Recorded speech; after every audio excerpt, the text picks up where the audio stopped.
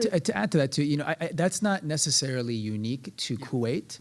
I think exactly Peter said that you've seen these anti-terrorism courts being used as an excuse to crack down on human rights defenders and protesters around the region. The region is under incredible upheaval right now, by the way. I mean, there are protests happening in multiple countries. There's horrible crackdowns, and there's a collapsing economies from Lebanon to Iraq to Iran, all the way into North Africa. So it's a historic moment, once again, in the Middle East and North Africa. But you also have these situations where you have this forced conversions that often are used to intimidate somebody who is being held or humiliate them. And that's standard in Gulf countries. It doesn't mean it's right. I just want people to understand just the scope of how bad it is when you're caught up by these governments. And one other thing that I've noticed, and I've seen an uptick in people that are being arrested in the region of dual citizen. They're dual citizens. They're Egyptian American citizens or American Russian or whatever. And I think this is something for all of us who are engaged in this space to keep an eye on, because I've seen less willingness from the current administration or members of Congress to actually get involved in situations where it's dual citizens, because it's looked as messy, and it's easy to point to the other country that person is a citizen of and say, oh, it's that problem, it's their problem as well. And then, believe me, the other country's gonna point back at the United States and be like, no, it's theirs. He's American or she's American. And you have this like weird dance where nothing is getting done diplomatically. And that's actually really, really dangerous, because you have these cases that will drag on and people forget about it. And a year goes by, and 2 years go by, 3 years go by, and all of a sudden the person passes away. Okay, so we don't want that to happen to any of these cases that we're fighting for.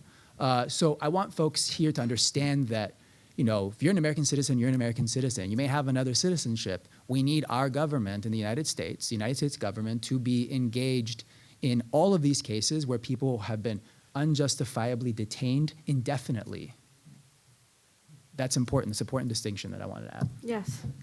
And before we wrap up, we're going to ask each of you how everybody here, and obviously everybody that's listening across the country, really around the world, what they can do to engage, to help you do your jobs and to fight to stop these horrific human rights violations around the world.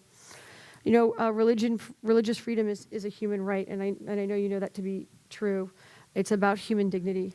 Right. And USURF does so much to fight, to protect and defend so many people around the world.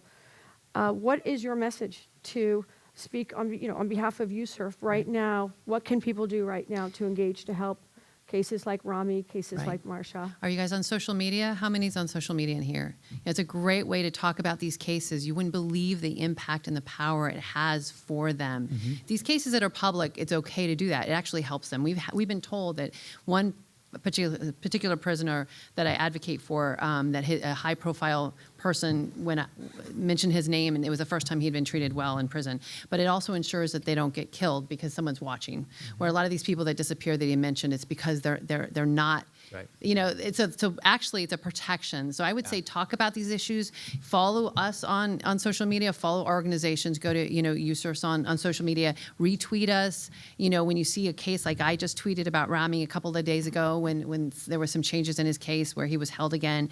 And this is one way for us to get it out so that they get at least some form of justice in the sense that they're not being forgotten. And I think that's one of the most important reasons that we're doing the Prisoners of Conscience, is to make it a strong case that this, we could talk about the theory of religious freedom and all of that, but at the end of the day, it comes down to a human being that's rights being taken, who's suffering, and we could actually help lighten their load by doing advocacy for them. And oftentimes the prisoners are told, keep it quiet and don't go public, right? And there are some times that's not the case. Yeah. There are some times that is a case. We've worked with some that if it came public, it actually have the opposite effect. Mm-hmm. And so we do those very privately, and there are things we can do privately, believe me, that we just did recently that helped somebody that, so it just depends on the case, but most cases that's not the case. Those are just specific countries that in specific instances, so that we'll work on, but these cases all helps for them to be public. So we really, it's a great way for you guys to be on social media, to educate your followers, your friends about the injustices going on around the world, so that these people that are the oppressors don't get away with it. I want to add to the Twitter piece. It is remarkable how sensitive Middle Eastern governments are to Twitter. It's kind of amazing. So, Yeah. and I mean, I don't mean to discount Crazy. your individual Twitter accounts. However many followers you have, you should tweet at them and express your views. But the most important thing you can do, if you want something to do next week, where it's Thursday today, so if you want something to do Monday, don't do it tomorrow, do it Monday. If you want something to do Monday, call up your member of Congress in your district. Go meet with your member of Congress. Schedule a meeting, go meet with them. We'll give you the information that you need before the meeting. Come get my card after this. Come get Peter's card. Find out, what 2 or 3 issues you want to bring up in that meeting. Ask your member of Congress to tweet the embassy of Egypt. Ask the member to do the tweeting and call out that government. They are so sensitive to public displays of dissatisfaction, especially when they're the United States allies, right? And it can move mountains, really. I mean, it can make a difference. The thing that they want you to do is forget that these things are happening. And frankly, with all of the horrible news coming out of the world and as fast as the news cycle has become, it is easy, and they know that. It's easy for people to forget and move on. And so if you get your member to actually make something like this public and to keep an eye on it and tell them, I'm a voter and I'm a constituent and I would like for you to keep your eye on this particular situation happening in this country or this particular case, it could make a real big difference in what happens to that person or that situation. So that's one piece of advice that I'd give too. Great. I'll just share, and I'm a little reticent to share this because I think it maybe sounds cliche, but I think it's actually really true that educating yourself is got to be one of the most important things you can do at this point if you're not super engaged. And I say that because, for example, right now, if you look at what is happening in Nigeria, some of the violence, and whether it be from Boko Haram or ISIS affiliates towards Christian communities, it's horrific. And once you've gone and read you can Google this in 2 seconds and find the articles. Once you've read a headline or two, you're not going to forget it. There's a burden of knowledge that's going to come with sort of once you start to see these issues and it becomes at all personal, you're not going to forget it. And I think just starting to just reach, taking a minute or two and just engaging in that way and really starting to sort of follow, even the social media is a great way to follow and learn and see these things as they happen. So I really do encourage you to educate yourself and just get to know what is happening, because it's a long ways away. It doesn't impact us necessarily directly, but we have a huge ability to impact the situations there, and it would be, I think, devastating if we didn't speak up and act. To that end, before you go, we're going to ask all of you to tweet about Marshall Lazariva as well as Rami Kamel. So get your phones ready. Closing remarks. If you could tell everybody about how you foresee this administration moving forward, taking action on these cases and other cases that you're working on. Okay. It's been really wonderful, like I mentioned earlier, seeing the administration be, put together now, this new organization of like-minded countries.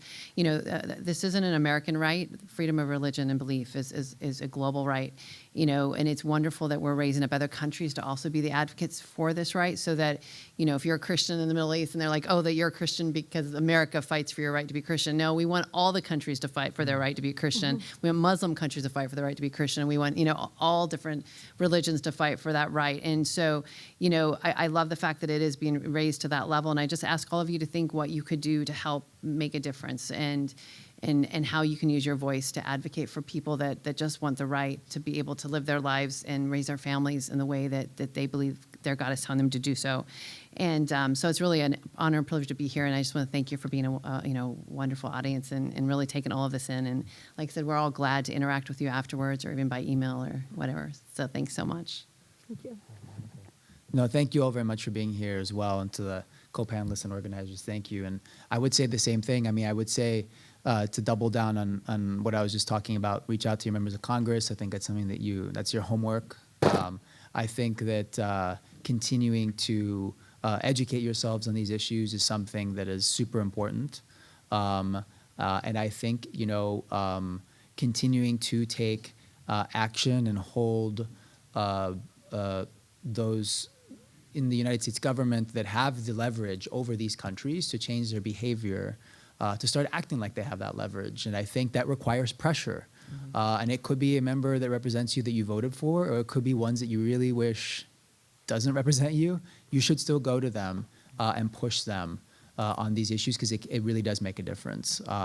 And you have to think about some of the faces of these people that have been flashing behind the screen here, who don't care about a lot of the partisan silliness that is sort of preventing these things from moving forward, and to actually help them. And so just think about that and channel that energy when you're taking action. And thank you again for all of your time. Thank you. I want to addressing sort of that aspect of where is this sort of going as a movement, as a religious freedom movement. I think there's maybe good news and bad news. The good news is, even at the prayer breakfast, the national prayer breakfast this morning, the prayer breakfast organizers decided to highlight religious freedom. They said this is an issue that, and they played this phenomenal clip from Speaker Pelosi, where she talked about the importance of speaking up on behalf of prisoners of conscience in other countries and ensuring that they realize that they're not forgotten. And then they played a clip from President Trump sitting at the UN at UNGA this year, where he held the first ever religious freedom highlighted event at the United Nations. So, it's really an issue that does, at a moment when it seems that we are fractured politically. It seems that there are very few issues that we can sort of all stand together on as Americans, as with a shared value set. This is one that we can't. And I think that's the good news. I think a lot of people in Washington see that, and I hope that across the country we can share that message and we can engage together on that. I think the bad news is, in a lot of places, persecution based on religion and belief is worse than it's been. It's getting worse. We're seeing an increase, and it's maybe hopefully we're not too late. And I think we have to engage now. So I think that's maybe, as I'm looking ahead, that's what I see. So thank you. Thank you. Thanks so Thank much. you, everybody on our panel that's joined us today.